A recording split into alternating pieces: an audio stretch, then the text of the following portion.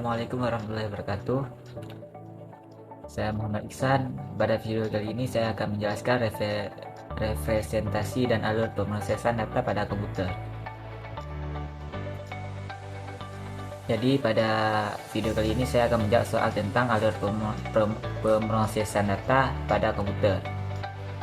Pertanyaan yang pertama adalah jelaskan sedetailnya tentang register, RAM, sistem clock, bus komputer, dan cache memori. Yang pertama adalah register. Register dalam konteks pemrosesan data, register adalah unit penyimpanan kecil yang digunakan dalam komputer untuk menyimpan data sementara saat proses komputasi sedang berlangsung. Register merupakan bagian dari unit pemrosesan pusat CPU dan digunakan untuk menyimpan instruksi-instruksi yang sedang dieksekusi, data yang sedang diproses, atau alamat memori yang akan diakses. Register memiliki kecepatan akses yang sangat tinggi dibandingkan dengan memori utama, sehingga memungkinkan CPU untuk mengakses dan memanipulasi data dengan cepat. Register dalam pemrosesan data memiliki beberapa jenis register, seperti register umum, general purpose register yang digunakan untuk menyimpan data sementara. Register index register untuk operasi indeks pada array. Register akumulator atau akumulator register untuk operasi aritmatika dasar. Dan register status atau status register untuk menyimpan informasi tentang hasil operasi. Dengan adanya register dalam pemrosesan data, CPU dapat bekerja secara efisien dengan menyimpan dan mengakses data secara cepat, mempercepat proses komputasi, dan meningkatkan kinerja sistem komputer secara keseluruhan. Sedangkan RAM adalah Random Access Memory, adalah tipe memori komputer yang digunakan untuk menyimpan data sementara yang dapat diakses secara acak. RAM berperan penting dalam kinerja sistem komputer karena memungkinkan komputer untuk menyimpan data dan program yang sedang berjalan secara cepat dan efisien. Data yang disimpan di RAM akan hilang saat komputer dimatikan, sehingga RAM bersifat volatil. RAM bekerja dengan cara menyimpan data secara sementara saat prosesor memproses informasi. Semakin besar kapasitas RAM yang dimiliki oleh suatu komputer, semakin banyak data yang dapat disimpan dan diakses dengan cepat. Kapasitas RAM yang cukup besar dapat meningkatkan kinerja komputer dalam menjalankan program yang membutuhkan banyak sumber daya seperti permainan video dan atau aplikasi desain grafis. Dan sebuah sistem komputer bekerja bersama dengan unit pemroses sentral atau CPU untuk memungkinkan penggunaan program dan data secara efisien. RAM juga berbeda dengan memori penyimpanan jangka panjang seperti hard disk atau SSD yang digunakan untuk menyimpan data secara permanen. Kemudian sistem clock dalam sebuah komputer adalah sumber waktu referensi yang digunakan untuk mengatur berbagai aktivitas dan proses di dalam sistem. Sistem clock digunakan untuk menghasilkan sinyal yang mengatur kecepatan operasi, prosesor, dan perangkat keras lainnya dalam komputer. Sinyal ini disebut clock signal atau clock pulse, dan frekuensi dari sinyal ini menentukan seberapa cepat prosesor dan perangkat keras lainnya beroperasi. Kecepatan sistem clock diukur dari hertz dan menentukan seberapa cepat instruksi dalam komputer dapat dieksekusi. Misalnya, jika sistem clock memiliki frekuensi 2 GHz, itu berarti clock signal mengalir 2 miliar kali per detik. Sistem clock digunakan untuk menyinkronkan berbagai komponen dalam komputer seperti prosesor, memori, dan perangkat input-output. Dengan sinkronisasi yang tepat, komputer dapat menjalankan instruksi secara teratur dan efisien.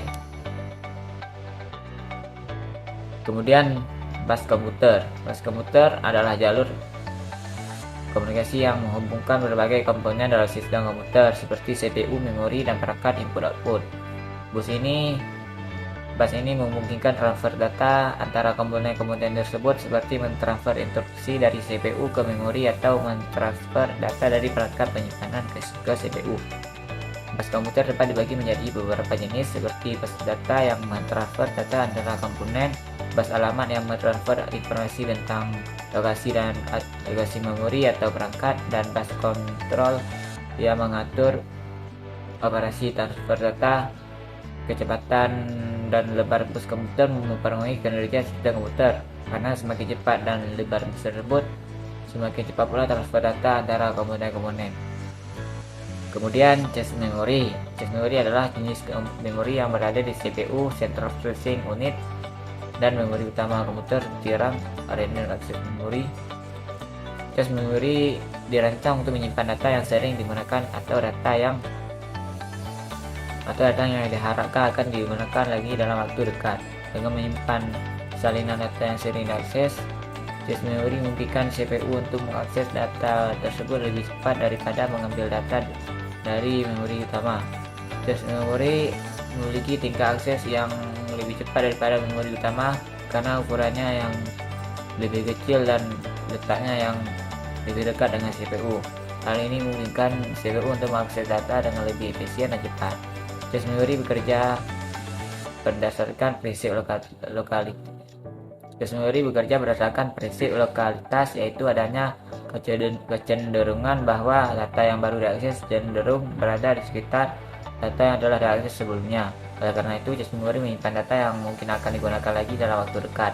Terdapat beberapa tingkatan cache memory, yaitu level 1, level 2, dan level 3. Level 1 cache merupakan yang paling cepat dan yang paling kecil, sedangkan level 3 merupakan paling besar namun memiliki kecepatan akses yang lebih lambat dibandingkan level 1 dan level 2. Cache memory memiliki mekanisme manajemen yang kompleks untuk memastikan data yang disimpan tetap konsisten dan akurat. Terdapat algoritma penggantian data yang digunakan untuk menentukan data mana yang harus disimpan atau yang dihapus dari cache.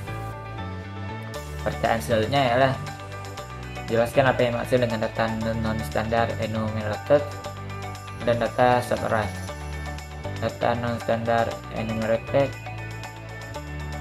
adalah jenis data yang tidak memiliki nilai yang telah ditentukan sebelumnya. Dalam pemrograman, enumerated biasanya digunakan untuk mendefinisikan tipe data dengan sejumlah nilai yang sudah ditentukan sebelumnya. Namun dalam kasus data non-standard enumerated, nilai tersebut tidak terdefinisi sebelumnya dan dapat bervariasi sesuai dengan kebutuhan program. Dalam konteks data non-standard enumerated, programmer memiliki fleksibilitas untuk menentukan nilai-nilai yang spesifik dan tidak terbatas pada kumpulan nilai yang telah ditentukan sebelumnya. Hal ini memungkinkan programmer untuk mengolah data dengan cara yang lebih dinamis dan sesuai dengan kebutuhan program yang sedang dibuat. Dengan demikian, data non-standard enumerated memungkinkan programmer untuk bekerja dengan nilai-nilai yang unik dan tidak terikat pada kumpulan nilai tertentu, sehingga memberikan keputusan dalam mengembangkan solusi program yang lebih kreatif dan sesuai dengan kebutuhan spesifik yang dimiliki. Sedangkan data subarray adalah jenis data yang memungkinkan programmer untuk memvalidasi tentang nilai yang dapat dimasukkan ke dalam variabel tertentu. Dengan menggunakan data subarray, programmer dapat menentukan nilai minimum dan maksimum yang dapat diterima oleh variabel tersebut. Misalnya, jika seorang programmer ingin membuat variabel yang hanya dapat menerima nilai dari antara 1 hingga 10, dia dapat menggunakan data subarray untuk memastikan bahwa variabel tersebut tidak akan menerima nilai di luar rentang tersebut. Dengan demikian, penggunaan data non-standard enumerated dan subarray memberikan fleksibilitas dan kontrol yang lebih besar kepada programmer dalam mengolah dan memanipulasi data dalam program mereka. Sekian video saya dari ini. Jangan lupa subscribe, like, dan komen.